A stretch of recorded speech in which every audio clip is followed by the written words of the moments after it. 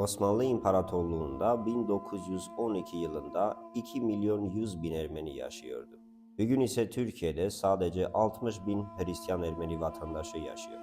Yani 113 yılda 2 milyon 100 bin Ermeniden sadece 60 bin kaldı. Çünkü canice öldürüldüler. Osmanlı İmparatorluğu'nda 1910 yılında 2200 Ermeni manastır ve kilisesi vardı. Bugün ise Türkiye'de sadece 45 Ermeni kilisesi var. Yani 113 yılda 2200'den sadece 45 Ermeni kilisesi kaldı. Çünkü yok edildiler.